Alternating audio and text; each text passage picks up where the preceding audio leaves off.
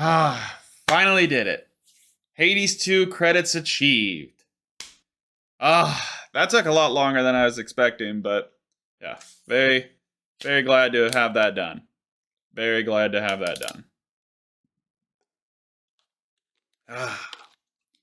So, what else? What do I got next on the agenda? Fuck!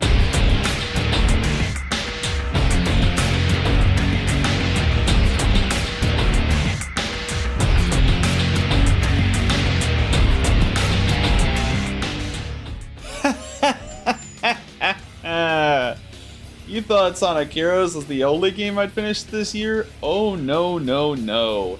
You saw the end of the highlights video. I was committing this year, baby.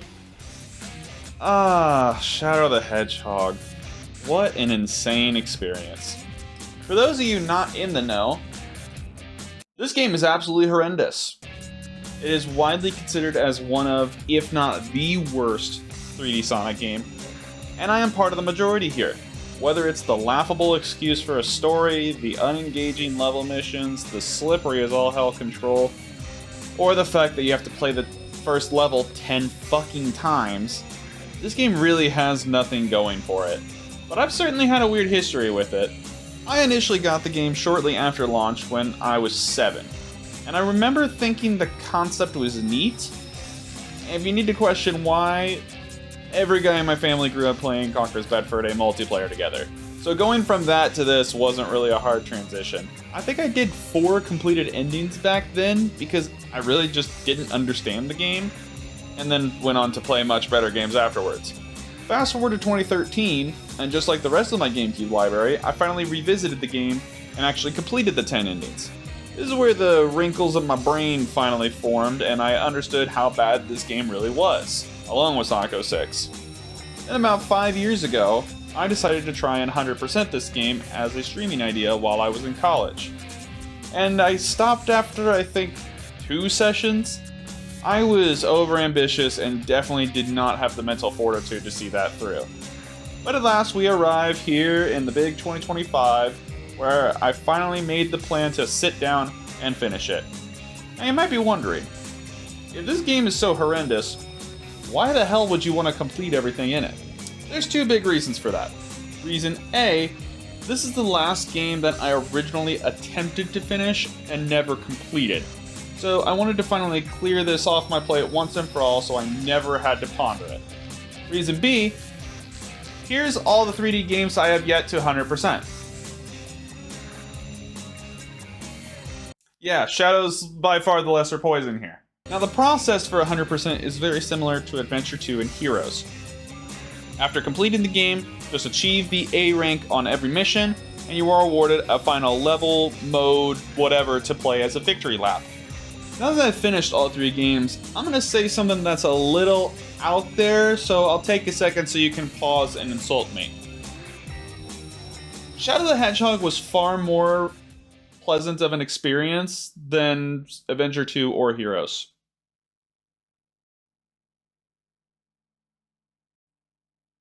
Got that out of your system? Cool, let me explain.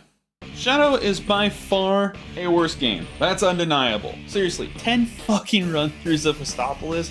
What in the hell were they smoking? However, I noticed Shadow the Hedgehog is a much different experience because many of the A ranks can be achieved during the required 10 playthroughs, leaving much less to revisit, as opposed to Adventure 2 and Heroes where you essentially have to play through the entire game over and over. Oh, I guess they aren't that different, huh? But it also helps that there's only 71 A ranks to get in this game, as opposed to 120 previously. But the game having less to do isn't why it's better to complete. I've got 4 genuine reasons why it's a better experience, so allow me to share them with you. The first and most obvious reason, if you've played any of Shadow the Hedgehog, is that it's the first 3D Sonic game that changes losing all of your rings upon getting hit. It might not seem like much, but only losing 10 rings at a time is a huge benefit for A ranks. Coming from Adventure 2 and Heroes, where a single hit could completely ruin your attempt for that level. The second reason, the complete removal of bonus points. This seems like a weird change, but being able to just run through the level and not having to find every possible lightspeed dash or enemy chain was a fantastic change for A ranks.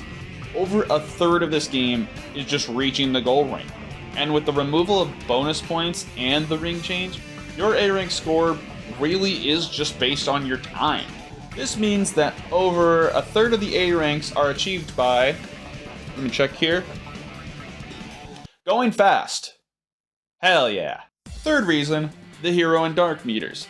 Shadow the Hedgehog's main gameplay gimmick has a very special effect for many other missions. Defeating enemies or property of a certain allegiance will fill the opposing meter. Once full, you can use the corresponding Chaos power. The dark meter lets you use Chaos Blast, which honestly is only useful on the egg dealer. Seriously, this shit can't even break walls like dynamite, it's so bad. The hero meter lets you use Chaos Control and speed through a good chunk of the level. It's only ever really good for the gold ring missions, but it is required for the last story level.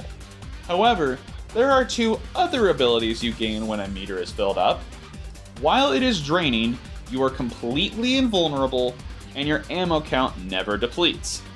Now, the auto-aim in this game is pretty damn forgiving, and while you do get a slight penalty for attacking the wrong enemies for whatever mission you're completing, your time bonus will usually make up for that. So this means that you can just turn your brain off and fucking... Can you see all of me? Walk into my mystery. Step inside and walk for dear life. Do you remember me? Capture you and set you free. I am all of me. Hell yeah, Shadow. This is also part of the reason that the boss fights in this game are a total joke. Although some they clearly didn't care about. The final reason is the Forbidden Technique. There is another bonus tied to Chaos Control that is beyond broken for the Gold Ring missions. Once Chaos Control is online, if you stand on top of a checkpoint and activate both the checkpoint menu and Chaos Control at the same time, your Chaos Control will not end and you will continue flying through the entire level until you reach a stopping point. The only two stopping points in any level are sequence breaks that require you to interact with an object or portal, and the literal end of the stage. This glitch is well documented in speedruns, but for whatever reason doesn't have a proper name. It's just listed as Chaos Control Glitch. So I'm going to refer to it as zipping, as an homage to classic Sonic speedrunning tech. Zipping absolutely shattered the time bonuses for neutral levels, and let me continue to rock to the bitchin' theme for Chaos Control. Now, it's not really fair to give Shadow credit for being a better experience if I'm using a glitch to make A ranks easier, but there aren't any levels it's actually required for, and it's incredibly easy to do. So it was just a great time save for me. But despite these quality of life perks and the game being shorter overall, there are still a few absolute stinker levels that can't really be made any easier. Mad Matrix's bomb mission is a total chore even with the map helping you. Cosmic Fall took way longer to get through than I remembered with these slow ass auto-scrollers. And holy shit, I forgot Central City existed. What a disgusting layout of a level. Searching for all these damn bombs and trying to do it quick enough for the A rank. These two though. This is the worst that it gets. Lost Impact is notoriously bad for the Artificial Chaos mission, but like a single pathing run will get you the information you need to clear with an A rank. It's still boring as hell to play through though, which is impressive considering the rail shooter segments. But it is nothing compared to this abomination. The Doom is a level that I remembered existing, but couldn't remember what it was like. And it managed to be another level with Central City that surprised me with how bad it was. Even the damn neutral mission takes so long. Man, this was the worst level by far. Now, there are still a number of levels that I do enjoy in this game. All missions included into it. Cryptic Castle, Circus Park, Space Gadget, Lava Shelter, the Ark, and Sky Troops are all fun levels in their own way. The pinnacle of this game lies in Lethal Highway. Run and gun, how the whole damn game should have been. I got through the 10 playthroughs and had less than 20 A ranks remaining to grind, which were super easy to pump through for one last stream. I finally got all 71 A ranks and got to play through the Expert mode, this game's version of the super hard mode from Sonic Heroes.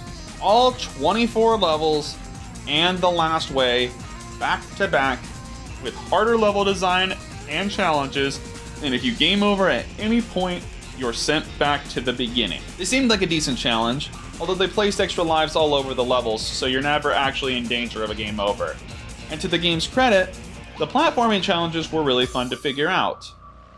However, saying this mode is a disappointment would be an understatement. Most of every level is the exact same, with the new challenges being sprinkled in occasionally, a vastly different design from Sonic Heroes. Funny enough, most of these levels can also just be zipped through. They just didn't bother to fix anything with Chaos Control. You could just skip through most of it. 2 levels have a streamlined version of its other mission that isn't getting to the goal ring. And funny enough, Lava Shelter actually kills you if you zip, because the Chaos Control path goes through the wrong damn door, which I thought was funny as hell. I didn't zip through any of the levels except for Air Fleet and Last Way. Air Fleet was just way too similar for me to actually care, and that level is an incredibly boring path for just getting to the goal ring. And the Last Way already requires you to use Chaos Control to proceed through it, so I just did the zip to save me on a whole bunch of waiting around. Overall, I'd say Shadow had a much more pleasant journey for 100% than Adventure 2 and Heroes, but the destination was far from the same level. Thus ends my journey of finishing my old Sonic files. Shadow, thank you for the pleasant surprises, but now you've been reduced to a dust collector. As for what's next, I'll probably chip at Colors Ultimate, but I ain't touching shit on my remaining list unless there's some really big wave of motivation. Not likely. Anyways, we're in November now, which means there's one last video on my agenda this year, and one that I'm super excited to make again. The 2025 highlights video, featuring more games than last year, and my plans for next year. I mentioned previously that I wanted to do some kind of Marvel Rivals video, and let me be honest with you, that's way out of my league for a project. But I'm gonna try to have some kind of highlights for it next year from all the games and clips that I collected, because it was such a blast to play through this year, and I want to actually put something out of it since I collected so many games of this. Holy crap. But that's gonna do it for this. Huge thank you to everyone that showed up for the grinding streams. Those are gonna stay up on this channel. I will never take down a stream of any game unless there's a serious problem with it, which makes me really wonder what the fuck happened to my original Doom stream, but that's a problem for another day. Thank you all so much for watching. I hope you enjoyed the video, and I'll see you at the end of the year.